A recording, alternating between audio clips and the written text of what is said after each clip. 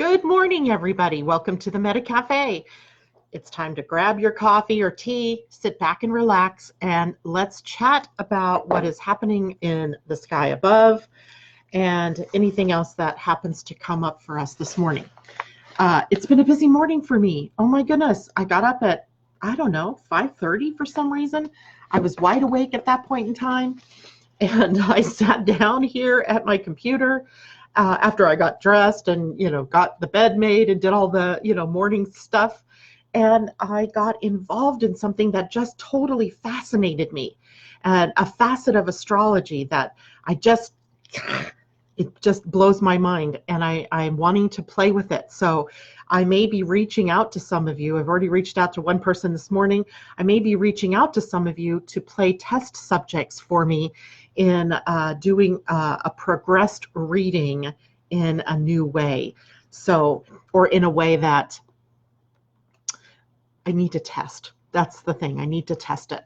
So, and here's the kind of person I want. Someone, first of all, who has had quite a number of ups and downs, maybe in the most recent 15 to 20 years, and ups and downs, right? Not just the deep, dark things that happen, but also the wonderful, extraordinary things that happen. Why? Because it's easiest to pinpoint when I'm learning a new technique. It's easiest to pinpoint in someone's life that has had, some severe ups and downs. If your life is just rolling along, that's great. I love that too, but it isn't going to help me do what I want to do. But if you've had a lot of ups and downs, if you believe that you've had a lot of ups and downs in the last 10 to 20 years, reach out to me. I'm going to type in my astrology email address so that you can reach out to me. astrology111@gmail. And there we go. And just let me know that you're interested. It may take me a week or two before I get to you because I've got a real busy couple of weeks up ahead of me.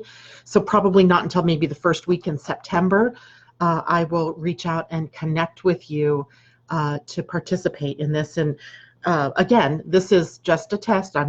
There's not going to be any charge for that, but I will be asking you to do some work for me. So we'll see who volunteers for that. But again, if you've had a lot of ups and downs for right now, because that's the easiest thing for me to mark in a chart. And maybe at some point, some of you who've had more of the smooth roll, I would want to talk to you as well. But right now I want the ups and downs because I need the very obvious things that have happened in order to chart what I want to chart. So I hope everybody's doing well this morning while you were sleeping. Or maybe before you went to bed if you're on the West Coast.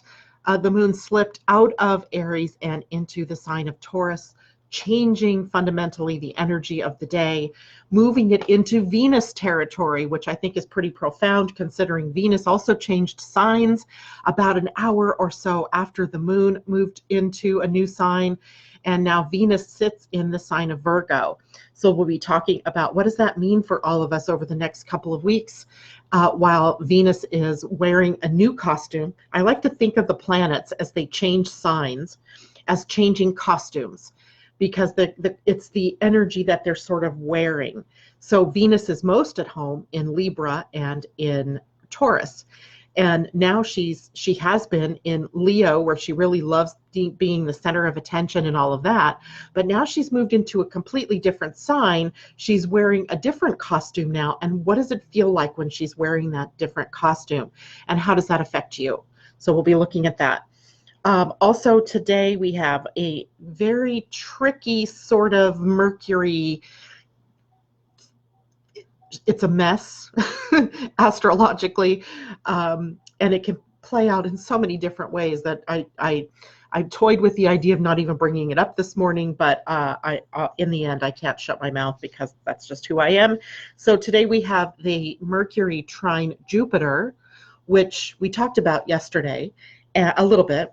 And then at the same time, Mercury is in a quincunx or in conjunct with Saturn. So we have Mercury sort of playing the odds between the planet of expansion, Jupiter, and the planet of contraction, Saturn. And how is that going to play out for each of us? What might that bring to us? And then finally, we'll take a look at the Pleiadian-Earth energy of the day, which I also think is kind of interesting. And let's, in the meantime, say good morning to everybody who's checking in with us here so far. I've seen Colleen, good morning.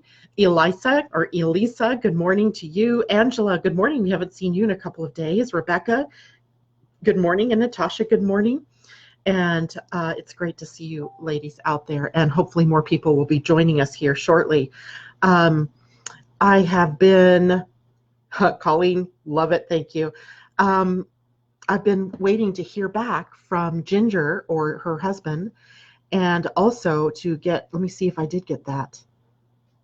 No, I have not heard back yet, and I have not heard from Michelle, which is a little bit odd, but you know, hey, she's in, I'm just checking really quickly to see if she's even been online. And I don't see where she has been. So both of them are likely convalescing. I know that they both came through the surgery just fine. I will keep you posted if I hear anything about them. Just keep sending them your healing thoughts and good wishes, and keep them in your prayers and your thoughts for healing from their medical procedures. So let's turn back to astrology. Taking a look one last time. Good. Okay, so moon in Taurus. So when the moon is in Taurus, we become very earth-oriented, earthy. Like I walked out onto my porch this morning before it started to rain. Now it's raining. But early this morning it was not.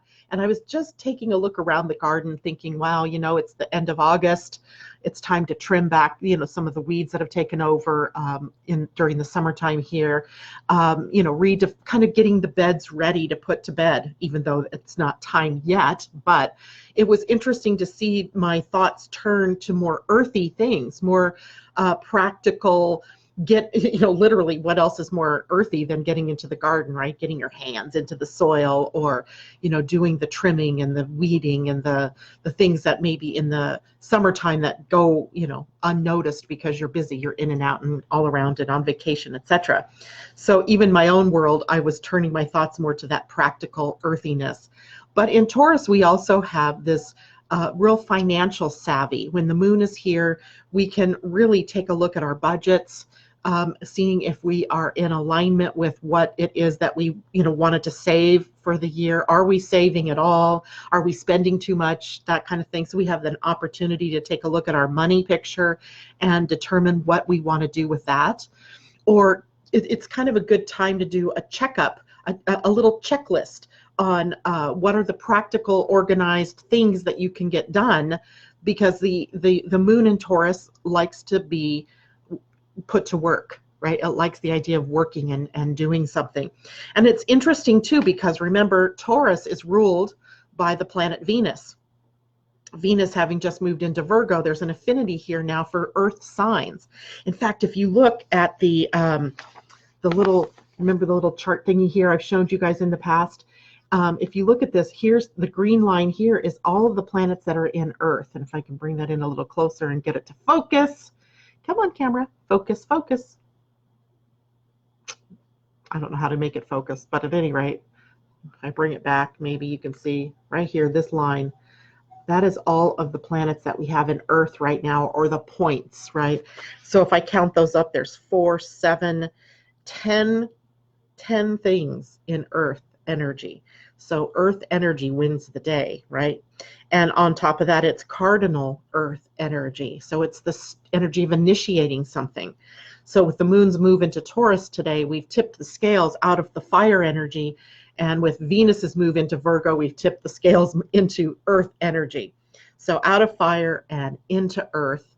And that's what our minds and our thoughts and our actions have been, you know, building up to, right? Is this move out of the creative passion realm of fire and into the practical, down to earth things that we need to do. the work and the service, how we share our gifts and our talents in the world. Now today the moon is in a trine to Mars. This is the emotional flow, and meeting up with the planet of action, but also confrontation and conflict. So just kind of a little bit of a caution here today. Typically, this doesn't bring up a whole lot of anything really, powerfully conflictive or confrontational, but the potential exists. So I mention it just in the off chance that you get triggered in some way by the moon in a trine to Mars, because we're flowing emotions quite rapidly through your chart. And so if you get triggered and you get angry and it's maybe something that's come up from the surface or come to the surface from deep within, then it can be this explosion of emotional energy. So we can flow with the good emotion, or we can flow with more of the lower frequency energies. The choice is yours. And the reason I say that this could be, somewhat confrontational is that the moon conjuncts Uranus early today. And anytime the moon conjuncts Uranus, there are surprises or upsets, sometimes great things. Like this morning, I had this, like I told you, this aha, and I was just right on it. Other times it is an awakening where something happens that, causes you to stop and reassess and determine a new direction. So there may be some of that going on, and sometimes that creates or triggers some of that below the surface energy, like your emotional energy to come up, and for a brief moment maybe you explode, but you could explode with joy too, right? And then it passes. So there's just this little bit of unpredictability to how you might feel today with the moon in Taurus. I would assume that some signs are going to do really well with this. Earth signs in particular, Capricorn, Virgos, and Taurians. If you have your moon in an earth sign, this may be a really good day for you. So some of you who have Virgo moons like I do, or Capricorn moons like Debbie Tibbetts-Tumiel, or some of you that have Taurus moons, and I'm trying to think of anybody I know out there that has that, this may be a really good day for you as the energy seems to be flowing well through your chart. So we've got that. Let's see, other people, any questions going on out there too? Good morning, Allison. It's great to see you. Debbie Tibbetts-Tumiel, there you are. Starting cleaning my huge walk-in closet, a little at a time. Finally dropped off 2 bags to donate yesterday. Awesome. And that brings up a good point, Debbie. Thank you for saying that, because there's a bit of deliberation that happens. Deliberation, not like I'm thinking about things, but being more deliberate when we have energies in earth signs. Earth signs are more, and I'm going to say this word, but I don't mean this in a negative way, but plodding, Plodding, right? The one step in front of the other, and then the next step, and then the next step. And it's almost like having the checklist and, checking things off as you get them done. So if you are someone right now who's got a lot to do, make a list. There's nothing better than making a list and being able to check it off or draw lines through it, because then you feel accomplished. And the earth signs like to do things in that stepwise fashion. And in that, then it is the feeling at the end of the day of a job well done. Woohoo! Well, that's another code word for Venus in Virgo. Now, Venus moved into Virgo this morning. She will be there until September 14th. So what is that? Maybe just about 4 weeks, a little less than a month. Today's what, the 21st? Well, I should move my calendar. Today's the 21st, so just a little less than a full month. And while Venus is in Virgo, the beauty is in the details. The beauty is in the job well done. I should say the joy is in a job well done. And here is that practical, down-to-earth qualities where we find meaning, right? That ability to get things done. Like if you've been putting off cleaning a closet, like Debbie, you and I have talked about this closet for quite a while. And I love it that today Venus moves into Virgo, and you started it just yesterday, even with the Venus at the 29th degree of Leo. You dive in, right? You dive in. I love that. And this is a good time while Venus is in Virgo. Remember, she rules our relationships, she rules our money, and she rules our values, what we really value in our lives. And when Venus is in Virgo, Virgo is a sign of service. And if you guys have, any of you who followed me for a while, know that to me that word is tricky. right? It's one of those words that make you almost think that, if you're in service to someone, that it almost has a negative connotation to it. So what I like to use instead is sharing your gifts and talents with the world, with your loved ones, serving by sharing. And that might be sharing of your time, sharing of your finances, sharing of the load in getting something done. There's a lot of ways in which we can work with the energy of Virgo to help others around us. And there's also the feeling that we get when we've done something like that, when there's a humanitarian sort of energy around Venus and Virgo, where she's really wanting to be helpful, and she really does want to serve in the highest sense of the word, which is in being altruistic and helpful and caring and sharing, that kind of thing. Now, sometimes Venus and Virgo triggers anxiety and worry. Virgo being one of the more perfectionistic signs. She's actually the queen or the epitome of perfectionism, with the ability to have a critical eye and to be able to analyze quickly where things are out of sorts, right, or where things are not in alignment. If what we see is not perfection, or if we interpret something as not being perfect, it can set us up for anxiety and worry. So you're going to want to watch for that over the next few weeks. If you're not normally a worrier, if you're not normally someone who has anxiety over getting things done, and you find yourself in that, then the antidote, if you will, for that is going to be your list of things to do, and or plotting, PLOTTING this time, a roadmap to get things done. And that way worry doesn't have to enter the picture, right? You have it all down. Somebody suggested to me yesterday about doing a mind map. And I love doing mind maps. I've done them since I was in college in the early 90s. And I loved every minute of doing mind mapping. And in fact, I've got several books outlined in a mind map sort of fashion. Just haven't written them, but I've written parts of them. So anyway, mind mapping, right? So if you have a lot to do, maybe putting that in a mind map.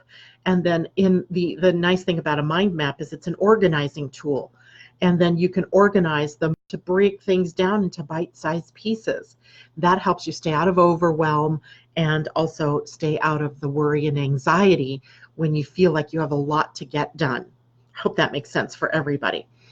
Good morning, Chanel, and good morning, Debbie Hedden. It's great to see you ladies out there, and anybody else who's joined us that I don't see. Sometimes I see you and sometimes I don't. It's like playing peekaboo out here. Okay, so let's look a little bit more at Mercury today, because Mercury is still in the sign of Leo. And he's the last holdout of the inner planets to be in the sign of the Lion, where courage and strength and creativity and passion are all the things that are in focus, right? Romance and play and all of that. He's the last one there. And so it's our minds that are still on that part of our lives, about the creative expression and being able to have some fun and still be in the summer of play. And I think it's interesting that he moves out of Leo August 29th, I think it is. Yeah, the 29th. So next Thursday, he moves into Virgo. And at least in our part of the country, the kids, that leads into Memorial Weekend, and the kids go back to school after the Memorial holiday. So it's kind of funny, all of the inner planets then in Virgo, where it's the back to school, back to business, back to work kind of energy. So I love it when astrology does that, where it really shows us, why there's this shift going on in our energy, or in what we want to focus on, or in, what's happening around us. So there you have that. But right now, Mercury still in the sign of Leo is still holding us to some of that creative energy and helping us to find our passions. Remember, this week, the sun is at gate 29, which was the gate of commitment. And we read through that yesterday in the Wisdom Oracle by Rosie Aronson, and how awesome it is to be fully committed to something, to take all of that earthy, practical energy and put it to work for you in a committed way, lest you end up in half-heartedness, which then drags the energy down of the project or the group dynamic, the community, whatever it is, right? So we want to stay committed, but the energy has to be committed to the right thing. So here today, then, with Mercury, we may be toggling back and forth on the fence, if you will, a bit between what we want to expand into versus what we want to focus our energy on. And I felt this so keenly yesterday building up in me. And I've actually, you know, for me in my life right now, I'm headed into that second Saturn return. So Saturn is the one that's really holding sway for me here, not necessarily Jupiter. And it's that feeling of needing to focus in. I was chatting with a friend yesterday, also a client, and about what is it that I really want to focus on? What's my niche, if you will? Sometimes I had this feeling that I'd gotten too wide in my focus and too many talents and gifts and things that I want to focus on. And in that, then you kind of diffuse your energy. So in my world, I've been looking at, well, what do I really want to bring it into and focus into? And in your world, maybe you've become too focused inward and you need to bring it outward. So it's sort of that accordion feeling, right? Where the accordion moves in and out in order to make music. And that's kind of what we're going through here for the next few days with this Mercury trine Jupiter and in conjunct Saturn at the same time. We may be having to look at our lives and seeing where maybe we've gotten too big, too wide, and where we need to focus in, or maybe where we've become too focused or too narrow and we need to pull it out and get a bigger viewpoint. It's going to be different for each of you based on what's going on in your own personal charts and in your own personal lives. Chime in and let me know if you guys are kind of feeling that energy. I hate it when I think that I'm the only one feeling sort of that tug and pull. It could just be because it's in my chart, but this is something that's happening for everyone. So wherever it is in your chart is where you're likely feeling this. And in my case, Saturn is in my 6th house of work, the work that I do, the actual work I do. And not the career choice, which is up in the 10th house, but the actual work, how I serve, how I share my gifts and my talents. So it makes perfect sense to me that that's where my focus is. And why it is that my Jupiter in the 5th house of creativity and joy and play has gotten so wide. So now I need to bring it in. But you, like I said, may have it going in the opposite direction in your chart. So you'll only know that by knowing your own chart. If you have a question, let me know. Camille says, yes, I'm in accord. Isn't that interesting, Camille? Thanks for bringing that up. How funny that the word accord is part of accordion. And accord to me is about coming into an agreement, coming into alignment. I don't know what that means for that particular musical instrument, but that's an interesting combination there. Thank you. So today's Pleiadian-Earth energy astrology is 7 healing. So remember, the number is the universal energy of the day, meaning whether we are on this planet or on Venus or on the sun, which we couldn't live on the sun, or anywhere else in the Milky Way galaxy, we would be resonating to the energy of 7, which is merging, bringing together. The merging, I called it, I wrote equals universal mind meld. If you've ever watched Star Trek or, what's his name? Spock does mind melds where he, puts his hand on someone's mind or head and he's able to meld with their mind. And merging, that's what that reminded me of this morning, where we can merge our consciousness with those of people from around the world. Or if we had galactic brothers and sisters that we knew of, it would be our merging with their minds as well. And the reason we would merge is we would see our common core values. We would see how we're alike. We would be able to see our differences and find value in those differences. So merging energy is what the 7 is focusing us on today. The earth energy is on healing, and it is Ish in the Mayan calendar or Mayan astrology, which represented the jaguar or the shaman. So here we have this high priest, high priestess kind of energy feel to the day here on Earth, where we can heal imbalances. And there's nothing bigger as an imbalance than these two planets, Jupiter and Saturn, and their connection to Mercury today, in where we might have gotten too big or where we're too narrow, and we have to come to some sort of medium ground with this.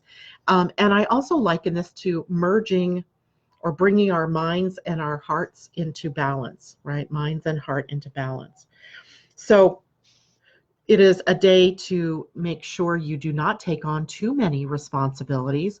Venus in Virgo, in her happiness to be able to serve, share her gifts and talents with people around her, can take on too much. She can become overcommitted. And that's a danger, even because the sun sitting at the gate 29 this week is already warning us about the idea of getting overcommitted, committing to too many things, saying yes to too much. We want to say yes, but we want to say yes to the right things. So we don't want to take on too many responsibilities lest we become overwhelmed and half-hearted involvement in whatever it is that we've committed to. And then on the other hand, we don't want to not take on responsibility. So we're not avoiding responsibility and we're not taking on too much. We're seeking that balance point, right? That's what the Pleiadian-Earth energy is for us today. And, you know, shaman energy, jaguar energy, healing energy is all about going within.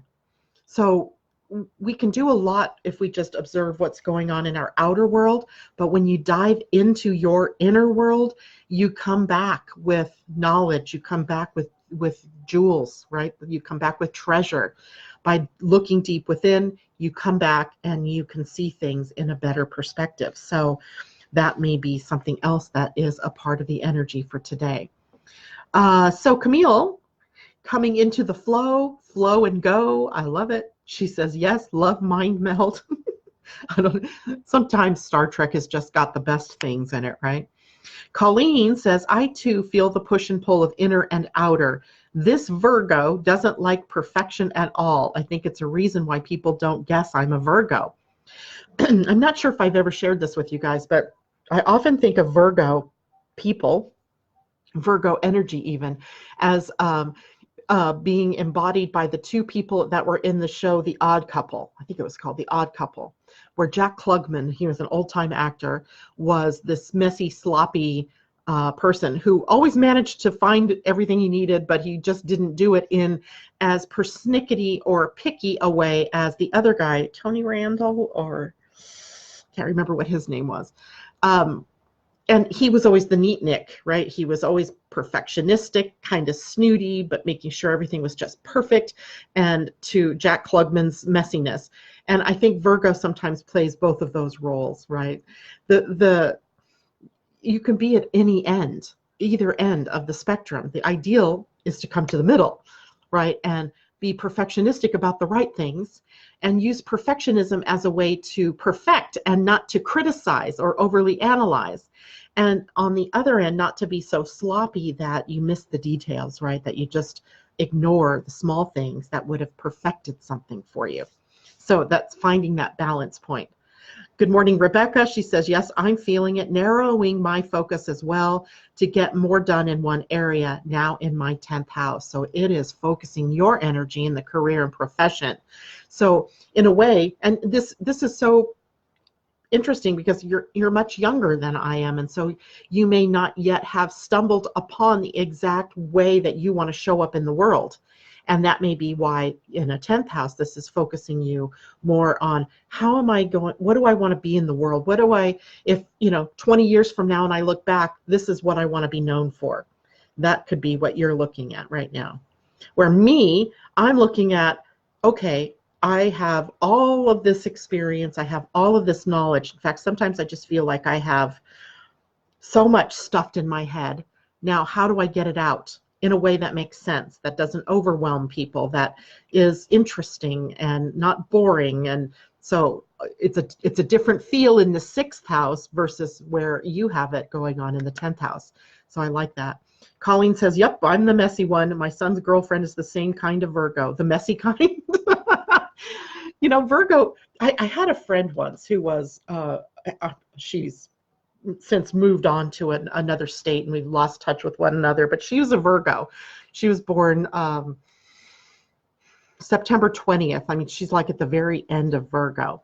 And I never saw her as a Virgo. She was never really very neat and or very messy. I mean, I knew she was a Virgo after a while once we, met and exchanged birthdays and things like that.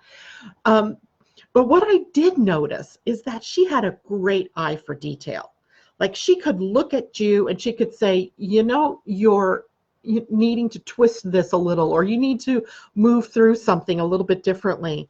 And it was always so practical. And it was always so like it was in my face, but it was always very practical and good guidance.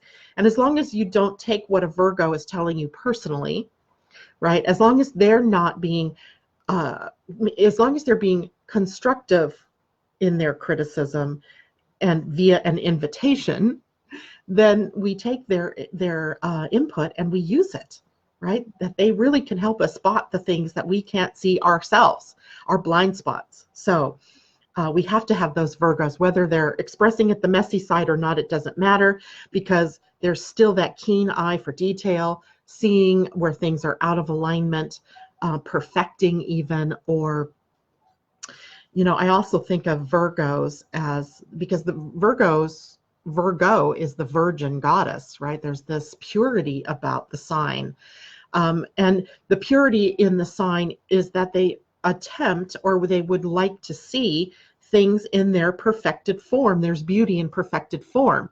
So Virgo energy likes that perfected form. So when they see, something on your table that's out of alignment, they want to move it, right? Or if you're a Virgo, you're the one that's doing that. If I move this over here, that's going to be more perfect. And so they have this eye to purifying an environment, right? They live more purely. They're much more energetically healers. When I see someone with a lot of planets in Virgo or a lot of planets in the 6th house, to me, it is a call or a sign that they might be healers, whether they're healers, like physical hands-on healers, or whether they're working through the psychology of something. It's up to the other, factors in their charts. But I know that there's healing energy there in Virgo, because they like to purify the environment. They like to eat more holistically, eat closer to the bottom of the food pyramid. And it's not, you can't say this for everybody who's a Virgo, but for the most part, they tend to do the clean eating, the clean environment. They're conscious about, in the recycling and the impact that they have on the environment. And for all of you born, like I said a couple of days ago, from about 1957 to later 60s, this transit of Venus through Virgo is going to trigger your natal Pluto, because that was the Pluto in Virgo generation. And you guys may see, we may see, because I'm in on that as well, we may see some impact in our lives as a change in values in the way that we show up in our environment, in the way that we show up with our health, in our bodies and our minds. So I will expect that some of you who are in that age group to maybe take on a new health regimen, a new way of eating, a new exercise program. It's funny because my mind's already gone there in my own mind. Yeah, so I may have to get up and close my door. Anyway, so Virgo energy has its really high sides, as well as any sign, it has the lower negative energies that are possible as well. Camille says, yes, it's so funny. I had so many Virgo friends at one time. They were some of the most creative, either neatnik to the end or messy artists. We all worked in visual merchandising for department stores at work perfection. Yes, they strive for that. And Colleen responding to Camille says, yes, that's me, messy artist. I love it. Natasha says, it was interesting as I was in traffic the other day observing as it would speed up, slow down like a tug and pull, breath in, breath out. Then I observed how I was interacting with it and not reacting, which would have been that jerky, that balance is where we are observing the interaction of the shift, not always in the middle. Rebecca says, by the way, it's only because you changed my natal chart to equal house system that my 10th house and MC makes sense. Isn't that fascinating? So here's something, we talk about in the dimensional astrology certification program, but I haven't really talked about with many of you here in the show is that, for example, Rebecca was born fairly high in the latitude of the planet up in Sweden. So it's, up closer to the Arctic Circle, if you will. And people who are born at that high latitude or those born in those lower latitudes can have their charts look very odd, skewed, if you will, as in some of the houses are very big while others are just little teeny weeny slices. And it makes it hard to really read a chart like that because it feels off, right? It feels like it's not in balance or that there's something not quite right about it. So we can change the house system that we use in putting together a chart, and we changed hers to equal house signs. And the equal house thing is that every sign is 30 degrees, so every house is also 30 degrees. When we changed her chart to that, it made much more sense. And I think a lot of people find that when they're born, further north, just changing the way the houses are defined changes or brings things more into focus for them. So thank you for sharing that, Rebecca. I'm glad that you're feeling that. Camille says, yes, mine is Pluto, very much so. Yes, I'm in that age group, and I am OCD about eating clean, taking care of the earth, etc. OCD, that's a whole nother issue that comes up with Virgo. If there's any sign out there besides, well, there's others, like Scorpio has a tendency for this as well, to be OCD, it is Virgo.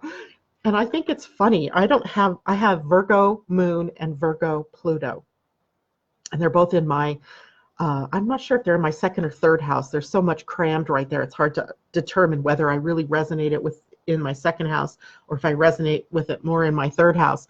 But I was thinking the other day about how my mind, if it's the third house, my mind can get so messy.